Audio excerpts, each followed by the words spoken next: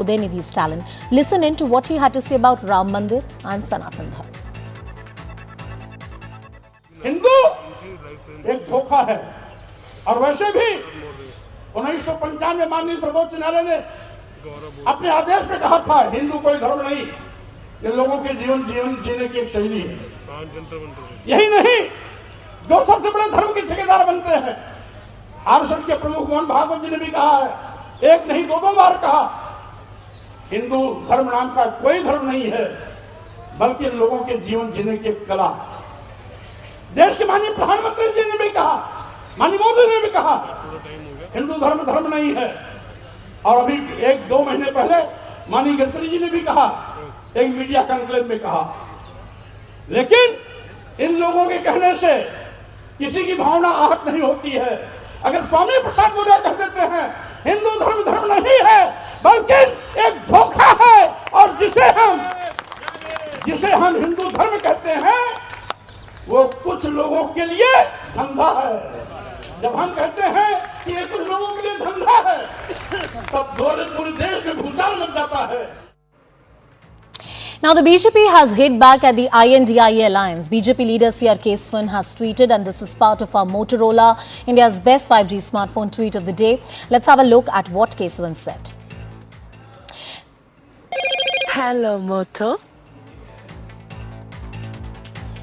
And Mr. Keswan has said, and I'm quoting him right now, that Sitaram Yechuri, whose name has Ram, he will skip the Bhavya Ram Mandir inauguration. SP Swami Prasad Maurya says Hinduism is a fraud. Given their antipathy to our Sanatan Sanskriti, they should perhaps change their names too. That's our Motorola tweet of the day. While Mr. Sitaram Yechuri, the CPM General Secretary, has issued a fresh statement rejecting the invite for the Mandir ceremony. Let's listen.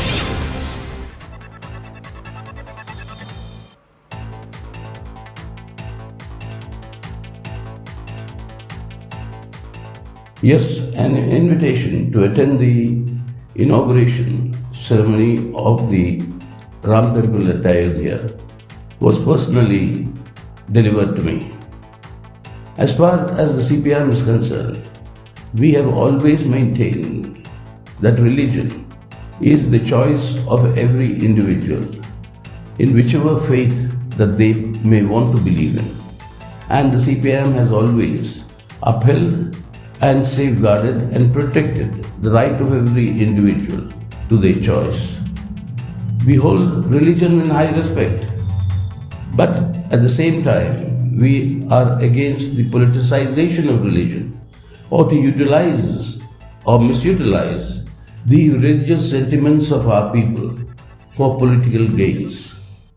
What is happening in Ayodhya in this inaugural ceremony is that this is a state-sponsored event with the involvement of the Prime Minister of India, the Chief Minister of Uttar Pradesh, and maybe others who are holding constitutional positions.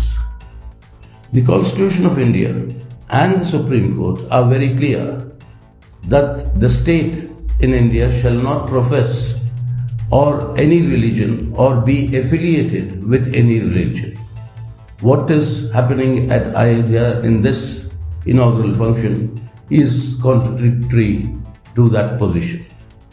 Therefore, we think it will not be appropriate for us to participate in that event, and hence I've conveyed my regrets.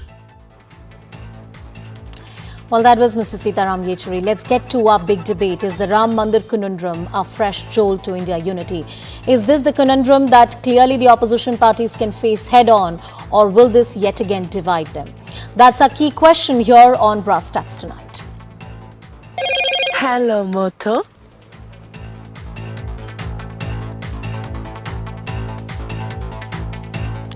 Let's take this question to our guests as well. Mr. R.P. Singh, the national spokesperson of BJP, Mr. George Kurian, who's a political analyst, Mr. Arun Anand, who's an author and a columnist, is also joining us on the broadcast, and Mr. Atikur Rahman, who's an Islamic scholar, is also with us on the show.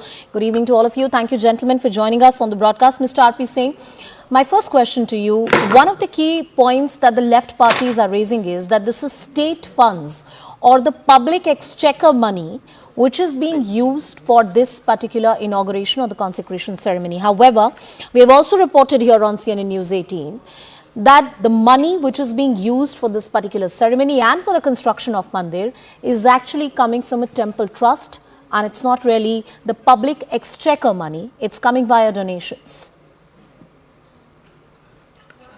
And also the temple trust was formed by the Supreme Court under the observation of Supreme Court.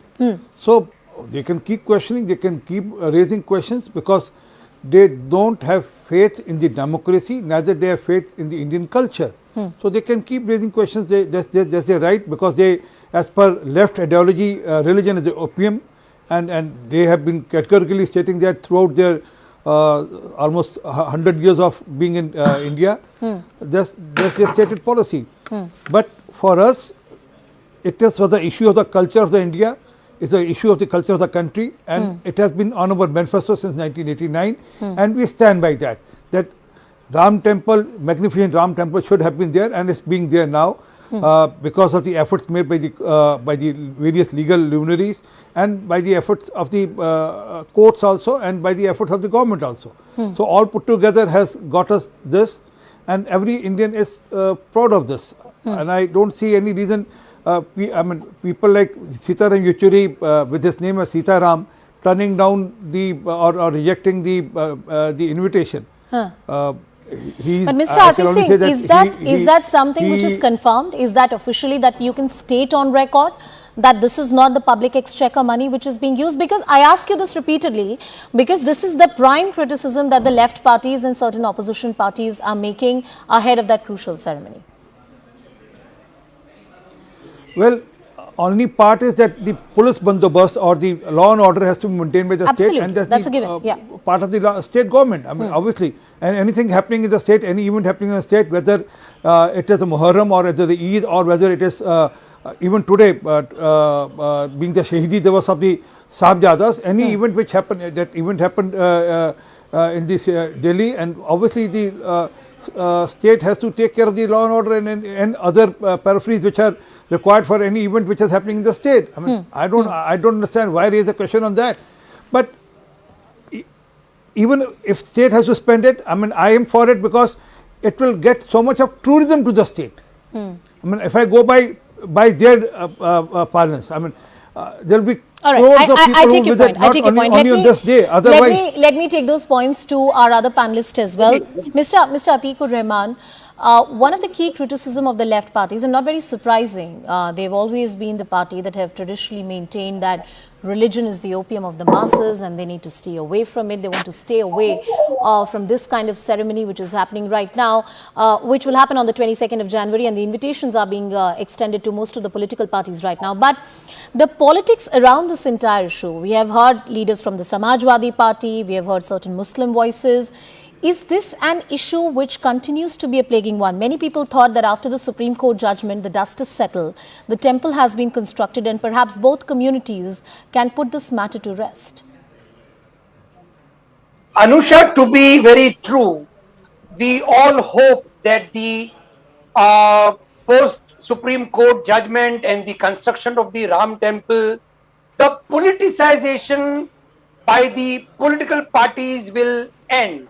And the major communities, the Indian Muslims and the Hindus, will be having a sigh of relief that all, have been settled amicably, and politicization won't be taken place. But Anusha, look at I'm not talking about any infrastructure and the participation of the constitutional authorities. Of course, everybody, being a Hindu and a Muslim, can participate in such functions. But the problem here, and since you started with the invitation part, sure, I would like to ask some questions that if Hafiz Saeed constructs a mosque in Pakistan tomorrow and he invites me or any of the other Muslim dignitaries to it, we will condemn because he is a terrorist. He does not have anything in common with either the Quran or the Prophet. He does not have any right to construct a mosque. In the same manner, the BJP to me is a party of rapists, is a party of all corrupt elements, is a party party which compromises on So constitutionalism. you're comparing The BJP to party- Hafiz Saeed. Is that the analogy you're drawing? Yes, I am just, giving an example of He's a Hafiz designated, Saeed, sir, but he's a not designated not with terrorist, and terrorism. BJP is No, a not national with party. terrorism. Anusha, don't read between the lines. What I'm not I'm reading drawing between the point lines. I'm just stating the facts, sir, which are out there. You are stating that. BJP cannot be equated with terrorism of Hafiz Saeed, but BJP can be equated with rapists in the parliament, compromising on constitutionalism, compromising on the ethos of India. There is nothing common by that with logic, Maryam sir, by Pushpa that from logic, Lord Ram and sir, BJP. by that logic, sir, you're using some very harsh terms. I think it's best if Mr. R.P. Singh comes in for his response. Mr. Singh. Only one line. I'll appreciate, send this video back to me. I'll ensure that I file a case against Mr. Atikur Rahman for such language being used against the Nationalist Party and the ruling party of the country. That's all you want to say. But Sir, I can give you proof of it. I can give it. Mr. Atikur Rahman, Gentlemen, Mr. I'll appreciate, give that proof to the court. I'll appreciate you give that proof to the court. He is a rapist. No, one second. Mr. No, Mr. no, you Atikur can't- Rahman, no, Mr. no, Atikur no. Rahman, Are you- Mr. Atikur were you Rahman, there sir, one witness second. rape? I would say this for What are any you talking political about? party and not just for the BJP, Mr. Atikur Rahman. Unfortunately, and I say this very responsibly as a woman, that the number of people who have been given tickets or sent to the parliament of this country or have been made MLAs who have criminal cases pending against them is a number which is common to all political parties. And I'm not justifying that for a moment, but to categorically state that for BJP in the context of Ram Mandir, I believe is a convoluted argument. It might make for a great provocative argument on national television, but logically speaking, does that add up, sir? Lord Ram. Lord Ram is a Maryata Purushottam Lord Ram, which we have in our hearts. The legacy of Lord Rama cannot be equated with the BJP. And his It's a existence, political party with all I have seen with my own eyes, sir, has been denied in this country, questioned in this country. In fact, Ram and his birth in Ayodhya was questioned during that entire hearing at the Supreme Court. It was debated upon, not just at the court, even outside in political parlance. So today it's great to give reference to Ram, but when that battle was going on, a lot of people questioned him and his legacy. Mr. Arun Anand, you want to comment on that point? I find this debate in many ways about the politicization of Ram Temple. Well, the construction of Ram Temple in this country is a political movement. It was part of the Sangh's agenda. It has been a part of the BJP manifesto since 1989. So when today that temple inauguration is happening, it will be a huge political event. You can't take that away. I think, first let's not confuse, Sangh with BJP, and Sangh does not run a political movement basically. It was, the movement was basically started in, 1983. And then when Sangh only later joined in, and in fact, then Vishwa Hindu Parishad, drove the movement. And interestingly, one of the key persons who led this movement was Dayal Khanna, a veteran Congress leader who was a cabinet minister in Chandrabhanu Gupta cabinet in 1960. One is that. Second is that as far as politicization issue is concerned, in 1989, the Bharatiya Janata Party had passed a resolution in its Palampur Adhiveshan that BJP is committed to constructing a Ram temple. Now, when the government has come and when they are doing that, and that too on the directions of the Supreme Court, this thing is being done. So how can we call it politicization? It is, like you are accusing a party of fulfilling its electoral promise. That thing has always been there as a part of their manifesto, and they have always kind of won that thing up on their sleeve. Third thing is that all those statements which I heard, the bites which you had played. Sure. As you mentioned, these are the people who had basically questioned the very existence of Ram, Shri Ram. They had also, backed out of, at the last moment when there was a negotiation between Babri Masjid Action Committee and the Vishwa Hindu Parishad during Chandrasekhar's regime. So at the last moment, they backed out. Then in the Allahabad High Court also they presented basically those historians which were ridiculed by the Allahabad High Court, if you'll go in detail in the judge. Yes. So yes. overall, I don't think I think it's a civilizational thing. See, Hindus are 85% in this country. Had they wanted to make this temple by force, they would have done that. And those who are accusing this of being a religious thing, the first copy of the constitution, which was handwritten, the almost from the beginning of that constitution, you have Bhagwan Ram's picture there, then you have Lord Krishna's picture there. So please do not mix. One last point I want to make is that this whole thing is happening because we are using the term interchangeably, religion and dharma. See, these are different things. I think that's a different debate. I agree, sir, and the nuance that you rightly point out, I agree with that nuance, but I believe it's lost in the political noise. Mr. George Kurian, look at the statement that Swami Prasad Maurya has made today. He goes on to call Hindu religion a fraud of sorts. He says it's a hoax of some kind. The manner in which even earlier Udayanidhi Stalin had spoken about Sanatan Dharma, it's something which is deeply problematic with the discourse of the opposition parties. I'm not saying everyone, but certain members of the alliance. And whether it's Ram Mandir, whether it's the position on Sanatan Dharma, the India alliance members have not spoken in one voice. This is a divisive issue amongst them. DMK and Uddhav Thackeray-led political outfit is going to have a very different point of view when it comes to an issue like Ram Temple. Well, Anusha, a very good evening to you and to my audience here. I strongly believe that Sanatan Dharma is eternal and there is no two ways about it and there is no doubt about it. Having said that, the United Alliance or be it the India bloc is in no doubt about the Hindu Dharma or for that matter the entire, as you mentioned about the Sanatan Dharma and the Ram Mandir issue. Here the problem is ever since in 1992 December, since the demolition of the Ram Temple and further the Supreme Court judgment which came in 2019 and the foundation stone of the Ram Mandir on 5th of August, the BJP or for that matter the Bharatiya Janata Party and the RSS and the Vishnu Hindu Parishad have always been trying to use the Ram Mandir as a political tool and trying to capitalize on it. Sir, I don't understand one argument. 1 minute, Mr. Kurian. That if Ram Mandir was a political tool, I think that argument held certain ground and substance till the point Mandir was not constructed in this country.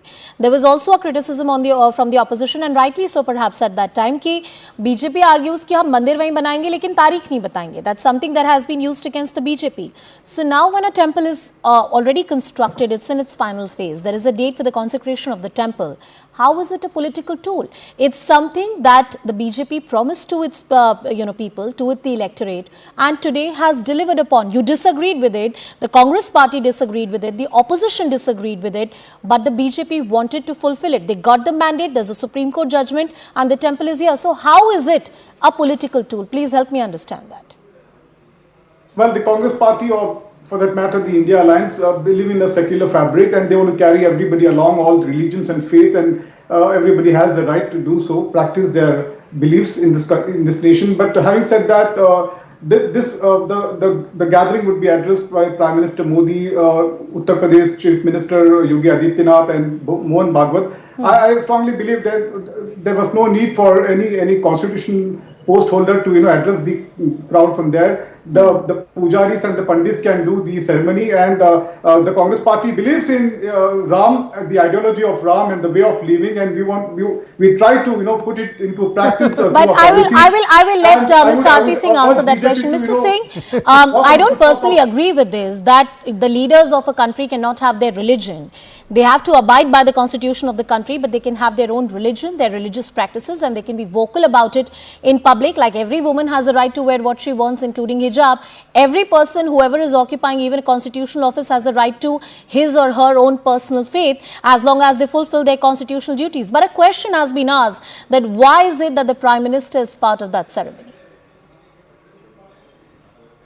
Oh, it started the Rajendra Prasad ji when he wanted to go to Somnath. Even then Nehru opposed it. Yes. But that's the stated policy of the Congress. For them, secularism is different. For us, secularism means incorporating everyone. Today, Prime Minister was at the Veer Baldwas of Sikhs, of the Sahibjadas. So, do we state that, why he has come to the function of the Sikhs? He was there at the church there yesterday. So, do Christians, do others question that why he called Christians for the Christmas? So, I mean, I don't understand, I don't appreciate this also. And also, Hindu is not a religion, Hindu is a way of life. I say that so. And if Hindu festival is being celebrated or is being put forward, and Prime Minister is being invited as a Prime Minister of the country, as head of state, what's wrong in it? And Ram सिर्फ पूजनीय नहीं है, Ram अनुकरणीय है. We only don't believe in Ram. Mr. Atikur Rahman, in leading Western democracies, including United States of America, the president often is part of the church service. In many countries across the world, the head of the state can go ahead and be a part of the religious ceremony. There is nothing wrong with that. Why is it that in this country, you have to be shy of your religious identity, especially if you come from the majority religion or from the Hindu religion? One argument that has been made by the BJP. Mr. Rahman. Anusha, that's a very weak analogy by you. Tell me once when any of the presidents of America or any of the Western countries, for example, Britain too, have any of their prime ministers and the presidents used their Christian religion to ask for votes? No. This is the difference between India and the Hindutva elements, the secularism of India and the Western countries. The West, mainly the Christians, they understood that mixing of the religion and politics is a very, very, bad, choice. That's why asking votes in the name of religion is banned by the Supreme Court of India. Asking votes by raising religious slogans is banned by a judgment of the Supreme Court. There's an interesting bit that I want to reiterate here on the broadcast. Former Union Home Minister Bhuta Singh and then Chief Minister of Uttar Pradesh N.D. Tiwari had organized the Shilanyas or the foundation ceremony at the site back in 1989, and that was on the orders of Rajiv Gandhi. So if you're talking about, is there a political example or precedent? Well, it's right here, and that's not from the BJP. Mr. Arunan. See, in fact, in 1989, Rajiv Gandhi had started his election campaign from Ayodhya, which was then known as Faizabad. Yeah. And Congress had officially promised that they will bring Ram Rajya.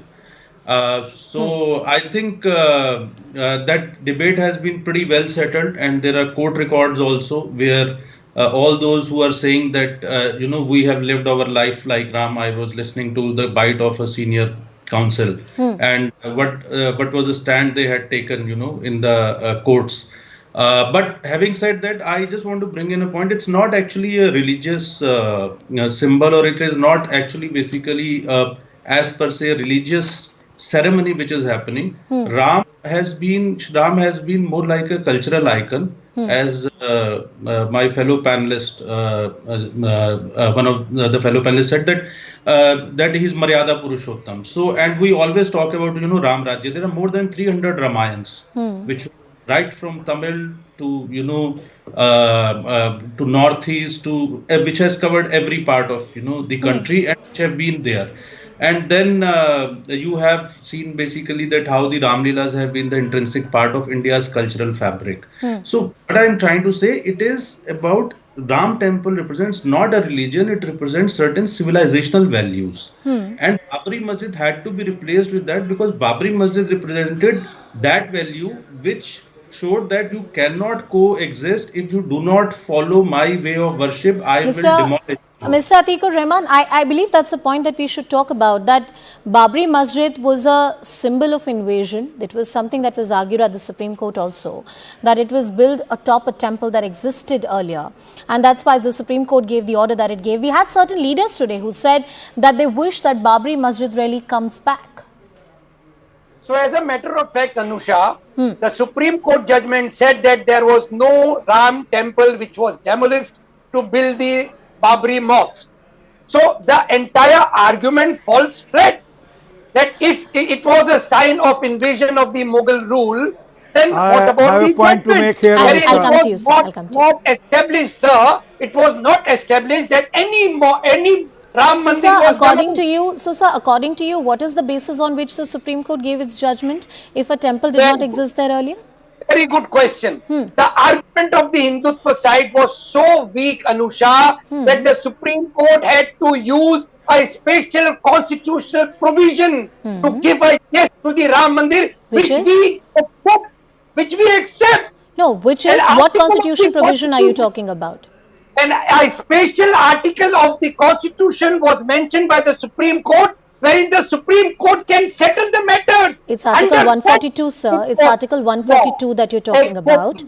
Exactly. That gives extraordinary powers to the Supreme Court. Exactly. But that article was not used because there was no evidence. That article was used because this matter posed a lot of procedural questions, and the court had to get past those procedural But civil no, problems that were lying in the way. I believe that's a very convoluted. I believe that's a very convoluted way. There was an Archaeological Survey of India survey that was conducted. That report was submitted to the Supreme Court of India. Various kinds of literature existing back from the 14th or the 15th century were actually studied. All those translations were submitted in different languages to the Supreme Court. There was ample evidence on record that a temple existed there. I have last few minutes on the show, Mr. R.P. Singh. A quick comment from you.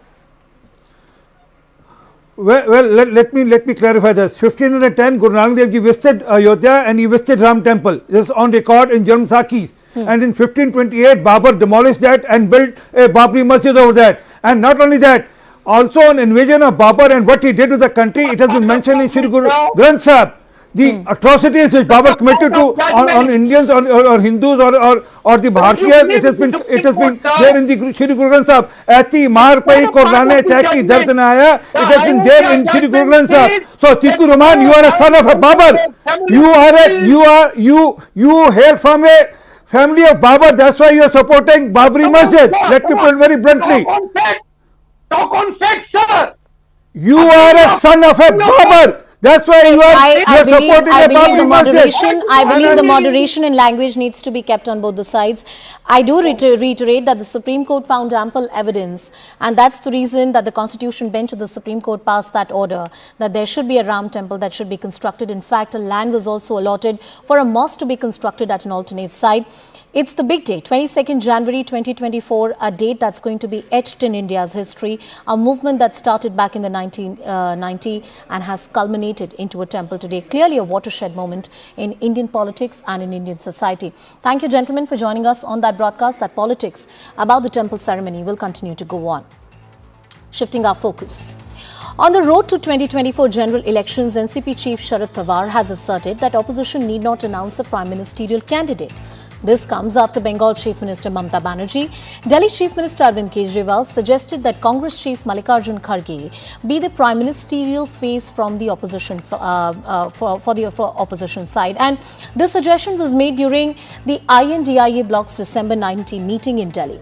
Mr. Pawar drew historical parallels and said that this happened back in 1977 also, when Morarji Desai was nowhere in the race before the elections and the opposition fought without a prime minister face. He said that people will make their choices regardless of whether the opposition presents a PM face or not, especially if they have already decided on a change.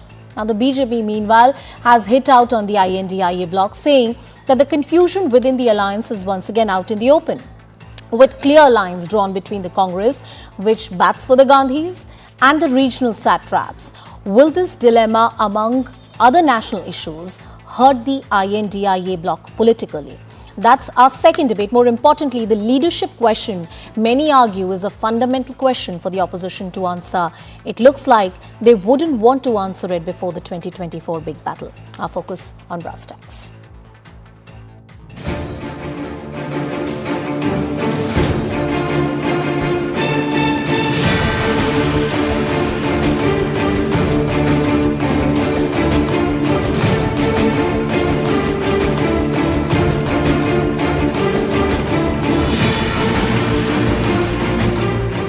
त्यामुळे कोणाचे विसर्जन केलं किंवा कोणाचे नाही केलं तर त्याचे सगळं होत असतात.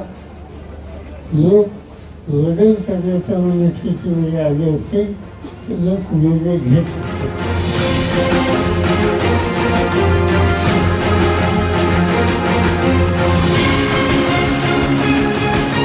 हमारे पास एक से ज़्यादा चॉइस है प्राइम मिनिस्टर के लिए. बीजेपी के पास तो एक ही घिसा पिटा चेहरा है 10 साल से 15 साल से, और क्या है. Once again, the confusion in the India alliance is out in the open. After Mamata Banerjee and Aam Aadmi Party proposed the name of Mr. Kharge as the prime ministerial face of India alliance, now Sharad Pawar ji has come out categorically and vetoed down the proposal, saying that there is no need for such a face. We have already seen Nitish Kumarji's party come out and say Khadge Farge. And this is not the first time this kind of fight has happened.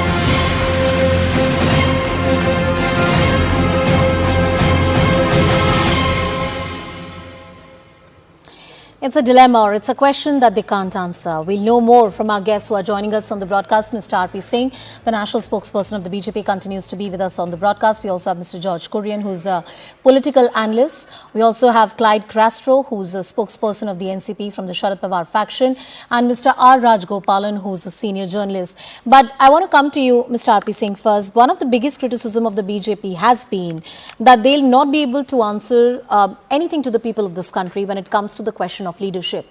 Mr. Sharad Pawar has raised an interesting precedent or an analogy. He says, look at back in 1977, even that time a cluster of political parties came together. And if people have made up their minds to vote against the BJP, it doesn't matter who really is leading. Do you really buy that argument? Well, majority of them contested from the jail. I mean, they were in jail or probably in process of being released from the jail that time, and it was time of emergency and atrocities by Mrs. Indira Gandhi.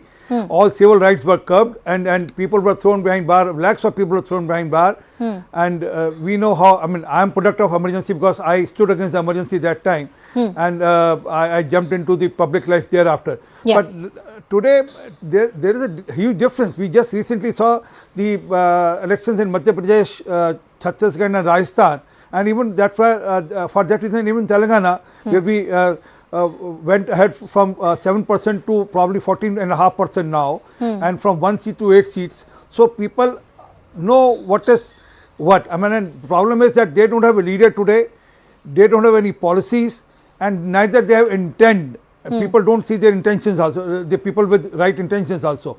We have a leader as Prime Minister Modi, as a leader. We have a party and an alliance with a leader. We have policies where we have given 55 crore people the health insurance. I mean, the biggest health insurance in the world. Where we have given 11 crore people the Kisan Samman Nidhi. So we have policies. I can keep on with those public welfare policies which we have done, and how economic trajectory is on the right path, and how. So you believe all these things, when taken to the people of this country, they will re-elect the BJP. I mean, that's what you're arguing, Mr. R.P. Singh. Mr. Rajgopalan, yes, the fact that the BJP is saying, look, we have had a public welfare model at the helm of affairs. We have ensured that the benefits reach the last person who needs these benefits, a citizen who is deprived of certain basic essential resources. We have made sure that there's a food security program, there's a medical insurance program running in from the government, and that's the reason why people are going to vote for Brand Narendra Modi. The key question for the opposition since the very beginning, ever since this alliance has been formed, is who against Prime Minister Narendra Modi? This has become an election of faces, especially at the level of the central elections or the Lok Sabha elections. Do you think that this argument from Mr. Sharad Pawar will really stick? Is that really a plausible plan for the opposition parties? Mr. Rajgopal. I don't think so. Mr. Sharad Pawar may be an elder statesman, but his analogy is not at all applicable to the present dispensation. We are in 2023. What Mr. Sharad Pawar said is also right, 1977. Since then, I have been covering the Indian Parliament. I know what is what. But, Anushaji, you have to understand one important thing. Why Mr. Yogi Adityanath was repeated. Why in Chhattisgarh, Rajasthan, Madhya Pradesh, Congress was totally decimated. Why? Fourth time. Madhya Pradesh, fourth time they are returning to power, fifth time Gujarat. So these are all certain factors. Mr. Sharad Pawar knows it, but he wants to hide it because of the contradictions in the confusion in the alliance. My understanding of the opposition is there is no Clyde, face. I'm coming to you. Yeah. There is no face of anyone. There is no common minimum program. What is that India alliance stand for? Ram Mandir. Article 370. Therefore, there should be a policy paper. Anushaji, you are left with only 45 days to face the election. By middle of February, the elections may be announced, or early March. So you have got left only with 2 months. Are you going to solve your problems, contradictions? there are internal contradictions within the Congress, within the JDU, because JDU is the president of the JDU has just now resigned a short while Yes, sir. ago. Yeah. So things are not that Mr. good for Rajgopalan, opposition. I frankly agree with most of the points that you have made. And Clyde, you might draw that analogy. Nobody's questioning the experience of Mr. Sharad Pawar. He is the most veteran politician and also touted as one of the first Chanakya of Indian politics. But Mr. Rajgopalan is right when he points out that the argument is misplaced. Those circumstances were very different. Those situations were very different. Today, what you're facing in Indian polity is absolutely different. You can't get away, you can't perform well in these elections as a united opposition force if you don't have a leadership face. Why not? Why can't we fight together? I mean, the example that Mr. Sharad Pawar gave was a reference to context from a journalist, that question that was asked. But I'd like to say, what is the issue here? If a group of people have come together, they want to serve the people of the country, and we are following the democratic process. The democratic process is, once the elections are over, okay, the elected representatives select the leader. So this is what has happened. Mr. Kharge himself has said, let's win the elections first and then we'll decide. I mean, some people have suggested, according to sources, which the media gave out to us, but the fact of the matter is that we have many leaders within the India Alliance that are capable enough to be the Prime Minister of this country. But tell me something, does anybody from the NDA that is led by the BJP have the guts to say that, okay, we have another face that can lead the country? And my thing is, don't tell me that there's no other face. What about Mr. Nitin Gadkari? What about Mr. Amit Shah? Why can't they be the leaders of the NDA and become But Clyde, that's for BJP to decide. I mean, No, so that's if exactly so. the opposition But can't let me decide finish. who's going Now to let- lead no. them, why would you If- decide for BJP? We Who don't they want to be led We by? don't want to decide. Now let me finish. You allowed everybody else to talk. You interjecting what I'm saying. I request you to listen to me.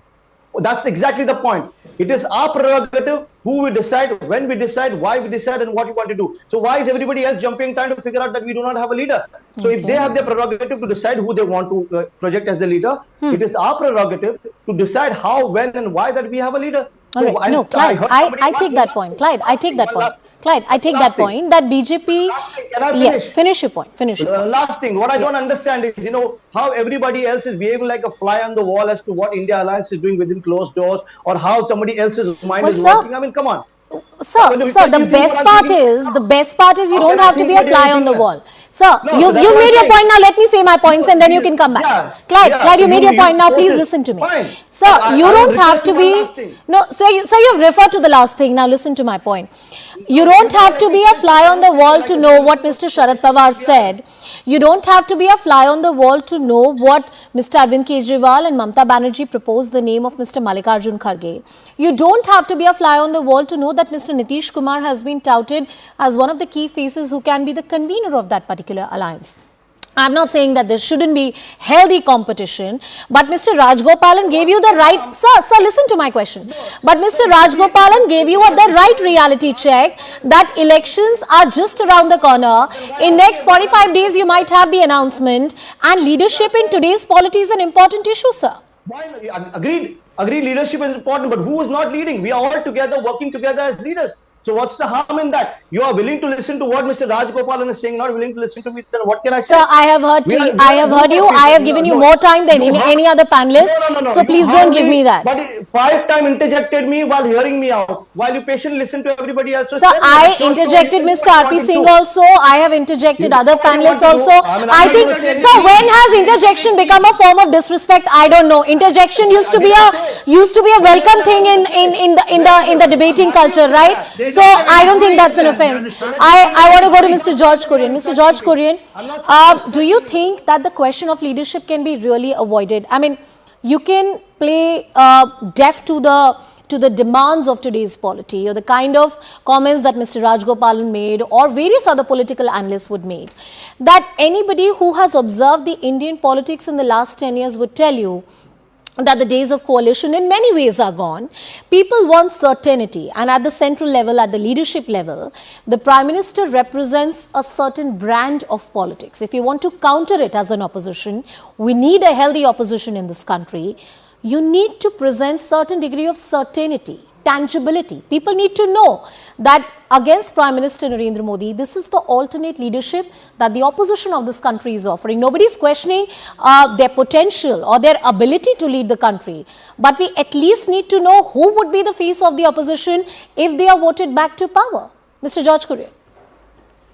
Well, Anusha, for the benefit of your audience, let me put it up front that there is no dearth of potential leaders in the India bloc, as we know, and there are many of them, over 4 decades of experience of administrative or be it legislative. So, having said that, India bloc is united. Mr. Sharad Pawar ji has given his point of view, and there is nothing wrong in it.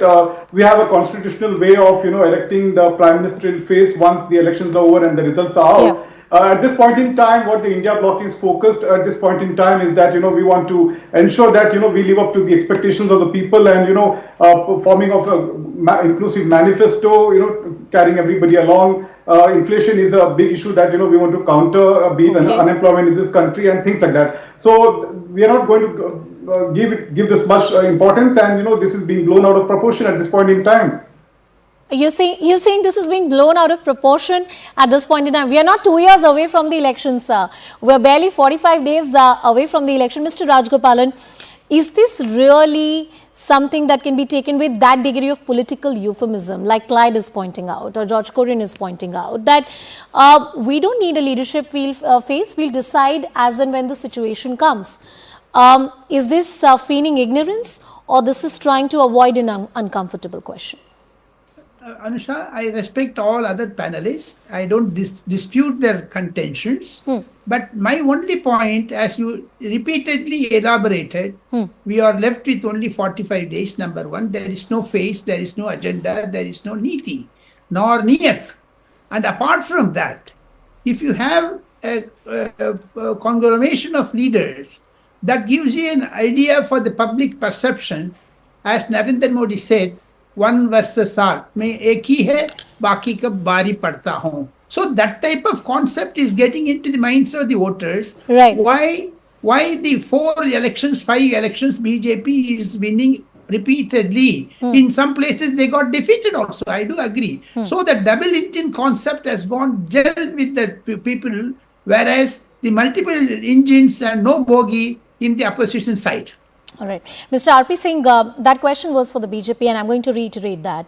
An interesting point that Clyde made, that there are many faces within the BJP also. There's healthy competition that can exist within the BJP as well. Why is BJP so worried about the opposition unity? After all, we are their political opponents. They might as well be happy we don't have an opposition face. Well, who is worried? I mean, we know what's going to happen. Everyone in the country knows, right from you to any person on the road knows that what's going to happen with the opposition unity. I mean, Arvind Kejriwal, Mamata Banerjee has played their card by putting Mr. Kharge's name, so that they have ducked out both Rahul Gandhi and Priyanka Vadra both out of the system. And then so is Sharad Pawar ji now playing his card, because all of them want to be the Prime Minister. I mean, including Sharad Pawar ji want to be Prime Minister, Arvind Kejriwal want to be Prime Minister, Mamata Banerjee want to be Prime Minister, Farooq Abdullah want to be Prime Minister, Uddhav Thackeray want to be Prime Minister, Akhilesh Yadav want to be Prime Minister. Only way they can project is they can say, okay, for Monday one will be there, Tuesday Mr. Yadav can be, or for Sunday probably Mr. Farooq Abdullah. Well, sir, that's not the kind of government, and that's not the kind of leadership we would want in this country. I think we would want certain degree of certainty. Clyde, I'll come back to you. You have a point to make. Please go ahead. Yeah, Anish, I just want to clarify a couple of things to you. One is to you and the viewers. I don't need to tell this to the BJP. So that, Mr. Sharad Pawar has very clearly said and very categorically said that he is not in the race for becoming the Prime Minister of this country. He just wants to serve the people as long as he can. Okay. That's one point. The other thing, you said something very interesting, and I'd like to elaborate on that. Sure. And I'm not sure about being verbatim as to what you said, but you said, something to the extent of, the coalition politics does not work at this moment in time or in this current scenario. If that is the case, Anusha, through you and through your channel, I will tell the BJP, if they believe it so, that, the coalition government doesn't work, or coalition coming together does not work, then why is the BJP with the NDA? Tomorrow morning, come early morning, go ahead and declare that BJP is going to contest the forthcoming elections everywhere in the country, whether it's general election or any elections, on their own steam. They do not want any coalition. They're not going to be partners with the NDA. We are invincible, so we will only fight alone. So they can go ahead and declare that. Why are they not doing so? The fact of the matter is that what is the role of opposition in a democracy? Is to show a mirror to the incumbent government. And that's what a group of people have come together, and they are working towards giving India a better government, better governance. What is the harm? That's healthy democracy that we are following. So if we are coming together and doing something, it's healthy. BJP should accept it, and everybody else should accept it, that India is going towards a healthy democracy. No, Clyde, interesting points that you made there. There are two ways of looking at coalition politics in this country. One is a bottom-up, one is a top-down. Top-down is when you look at it from the perspective of political parties, and are they really forming alliances, and are they fighting elections together? One is to observe the Indian polity by the way and the manner in which people have really voted. Look at the 3 assembly elections. Not just that, look at the results in Karnataka as well, where it is the two political parties, BJP and Congress, which have got decisive mandate in their favor respectively. In the Hindi heartland, it has been the BJP. In Karnataka, once again, it has been the Congress party. In Telangana, yet again, that's the example that has come out. Whether at the state level or at the central level, people want to make very, very clear choices. And that's the trend that has emerged. And that's the point where I'm coming to you, that forget the political parties, forget what BJP is saying. Your people at large, citizens yearning for growth, need clarity. Who will lead you? They don't want khichdi politics. And that is why, sir, the leadership phase becomes very important. No, absolutely. But that's what I'm trying to say, Anusha. I'm very happy that I'm actually on a debate with you, because you seem to be an anchor who knows political science more than just politics that's happening in this country. So I'm very happy that you're making this point. The point here is for the people to judge whether they look at it from bottom up or up to bottom. And that's where people in Karnataka, people in Telangana, and people in different states have decided. So let the people decide. If the people think that if they do not have a face or a singular face, let the people decide that. I mean, we can sit here and debate to kingdom come, but let the people decide. Like my last question to you, and please try and answer it briefly. When Mr. Sharad Pawar, a tall leader like him within the INDI alliance, I believe one of the senior most leaders, disagrees with the nomination of Mr. Mallikarjun Kharge as the prime ministerial face, what does it tell us about that alliance? Well, first and foremost, I'll be brief about this. There's no question of disagreement to anything. Secondly, everybody in that India alliance has the choice of, sort of supporting or saying that we would like to see this person as a prime minister. But Mr. Mallikarjun Kharge ji himself said that, I'm not in the race, so I think let's win this election first. So what Mr. Pawar said is supported the same thing. So there's no question of disagreeing with anybody. I repeat it again. We'll come together and choose a leader that will serve this country and give good governance. Mr. Rajgopalan, Mr. Rajgopalan, make your point. Mr. Rajgopalan, make that point. But I also want you to elaborate upon the political cost for the opposition if they don't decide on the leadership name. There are two scenarios, theoretically speaking. I'm not going to the practicalities of it. One is that they get the mandate in their favor, 1977, like Mr. Sharad Pawar said, theoretically. And the other is that people want a clear leadership face from the opposition as well. What are the political costs at stake for the opposition alliance? Mr. Rajgopalan. Well, the opposition alliance is at the receiving end from the voters, because Uttar Pradesh is a glaring example, Anusha. Madhya Pradesh is a glaring example. Fresh in the mind of the people that 2024 is a clear-cut case for Mr. Narendra Modi, because opposition leaders are fighting each other. Mamata Banerjee is saying, pulling down Congress. Congress is pulling down another party. There is no policy-centric of the opposition unity. And your question is a valid question. What you asked me is a valid question. My answer is also the valid. The opposition is fragmented.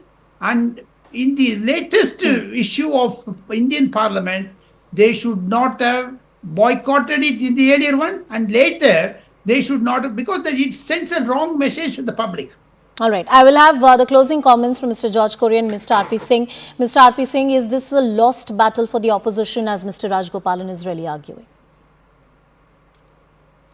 Well, I don't see any battle at all, because as Mr. Rajgopalan was saying, let me take it further. Will Mamata Banerjee accept left party in Bengal? No, she is not going to accept it at all. She has already made it clear that she is not going to accept left in Bengal. Will Congress and Aam Aadmi go together in Punjab? I can place a bet on it. None of them will go together in Punjab, because Mr. Bajwa is on record, has said that we are not going to go along with Aam Aadmi Party, and he is on record saying that he is already in touch with 35 MLAs of the Aam Aadmi Party, and otherwise also 5 ministers, former ministers and former ex-chief minister has been in jail or probably out on bail right now. Interesting. Who were put in jail by the Vigilance Department of the Aam Admi Party. So how do you think, even if So they come together for a photo you don't op see or a battle they at all. George give me a Korean- second, give me another second. 5 seconds, 5 seconds. 5 seconds, ma'am, please. If even they club a unity together, the workers are not going to come together. Remember 2019, Sapa and Baspa came Yes, together in yes. UP. What happened thereafter? Yes, yes. The Samajwadi Party and the Congress came together. That didn't work either. At the level of the political workers really coming together and working to augment that point. Mr. R.P. Singh, Mr. George Korean. Theoretically, okay, you might say that we don't have a leader face. We'll decide it later on, but it has huge political costs, and it is argued. I put that argument on the table, open to being debated by you, that this is already a lost battle for the opposition parties. Well, Anusha, let me reassure to your audience that, the United Bloc is going to fight collectively, and we're going to put forward our common minimum program, and we will leave it to the wisdom of the people to, choose the leader. And there is no dearth, as I said, there is no dearth of leaders. We have many leaders, that's the point, and capable leaders who can lead this top job. Let's see how that really turns out. At the end of the day, it's going to be the Janta Janardhan, the people of this country, who will decide in 2024 who will shape their destiny for the next 5 years. If we want to be the $5 trillion economy, then it has to be a decisive political leadership that takes us forward. Gentlemen, thank you so much for joining us on the broadcast, and thank you so much for being a part of this debate and discussion tonight here on Brass Tacks. If the opposition members are able to come up with a leadership phase, well, that will be an opposition and a battle to watch out for. But if there is no leadership phase, is this already a lost battle for the opposition parties? All eyes on 2024. With that, it's a wrap on this edition of Brass Tacks. Thank you so much for watching. Hello, Moto.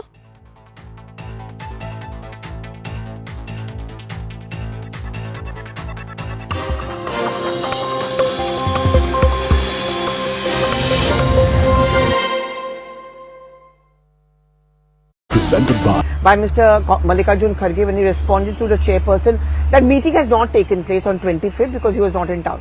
You think the meeting is going to take place? I'm sure it will take place. In fact, in the last but both paragraph, of them stuck to this last so paragraph no he says, it is my responsibility and it is my duty but to meet you. But is there any point in meeting because both of them are adamant on their point? No, see, if there is a genuine way to find a way, genuine desire to find a way forward, we can find a way forward. And we expect the chairman, I don't want to say anything about the presiding officers. They are presiding officers. I don't want to say any of them because, I respect them. But I do want to say that we expect the speaker and the chairman to be absolutely neutral, to be absolutely objective. I'm not saying that. Because the chairperson is saying that he's a sufferer. We are expected, I'm also a sufferer. We are all suffering. So, we expect the presiding officers to be neutral, to be objective, to go the extra mile to accommodate the opposition. Because in a situation like this, in any parliamentary democracy, the government will have its way, but the opposition must have its say. And this is what the leader of the opposition, Mr. Mallikarjun Kharge, has reminded, the chairman. This is what Mr. Venkaiah Naidu, who was Mr. Dhankar's distinguished predecessor, he always used to say. He said, if you cooperate, I can operate. I will allow the government, I will allow the opposition to have its say if the government has its way. This is what Venkaiah Naidu taught us. We are only repeating what we will Venkaiah now Naidu talk taught us. about the elections because after Parliament is over, that's the next big thing. So we're going to now talk about the India from the lines. I think you know the question I'm going to ask, but the question is about the suggestion which came in. No, I have to ask because I need your answer. So the question is, which Mamata Banerjee and Mr. Arvind Kejriwal, both of them floated the name of the Congress president as a PM face. That's the Congress party officially. That's not the issue. No. You cannot brush off everything by saying it's not an issue. Do you agree? Do you think Mr. Kharge should be the PM face? That's not the issue. The issue is not, our system is not a presidential form of system. Our elections are party-based elections. Parties contest against each other based on their ideology, based on their manifesto, based on their symbol, based on their pledges. MPs get elected, and then the party with the largest number of MPs, which has a majority, chooses its leader, who becomes the prime minister. We don't have elections for prime minister's post like you have elections for the presidential post in the United States. So you agree with Mr. Sharad Pawar that you should wait for the results to come out? For us, absolutely. For us, building the base is more important than projecting a face. So you the agree? face is not important. So you agree with Mr. Sharad Pawar when he says that we should wait for the results to come That's out? the Congress position. Mr. Sharad Pawar is articulating what has always been the Congress position. Rahul Gandhi as PM? No, that's not the issue. No, not issue, India front, but would the Congress party the want issue, Rahul Gandhi we as the Prime Minister? We want the Congress to get a majority in this. And if the Congress we gets a want majority, the India, we want the Congress to do well. We want the Congress India group of parties to cross 272. If That the is our sole objective. If the Congress does well, would you want Rahul Gandhi No, to that's be? not the issue. Why, Would you want as a Congress leader want Rahul Gandhi to be the PM? That's a legitimate question, but it's a premature question. No, but as We a have to Congress get- leader, would you want Rahul Gandhi as a We PM? have to get a majority first. We are working on towards getting a majority. And I keep telling you, this is not an individual-centric election system. This is a system that is centered around political parties. Okay, now let's come to Priyanka Gandhi Vadra, because there is this huge demand that she should finally take the plunge. She should contest the elections in 2024 as a Congress leader and someone who's worked in close As coordination far with as her. I'm concerned, You think? I don't know what she's going to do, but as far as I'm concerned, as far as the party organization is concerned, she is not just a star campaigner, she's a superstar campaigner. She has campaigned in different...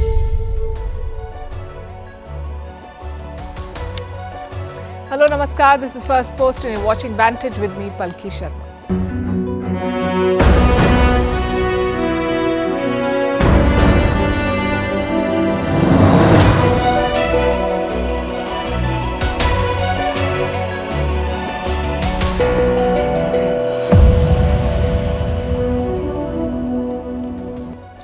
We are in the last week of 2023 and it feels like we're ending with the headlines we began with. This has been the year of job cuts across companies, sectors and countries. Today, fintech giant Paytm has fired 1,000 employees. Top banks fired more than 60,000 people this year. Tech companies slashed their headcount the world over, and this is set to continue. As technology transforms the job market, we'll discuss the trends and the takeaways tonight. Meanwhile, India has deployed 3 warships on the high seas. The defense minister says we'll find and punish those who attack the ship bound for India. Chinese mouthpieces have launched a smear campaign. They're calling India the graveyard of foreign companies. We'll set the record straight.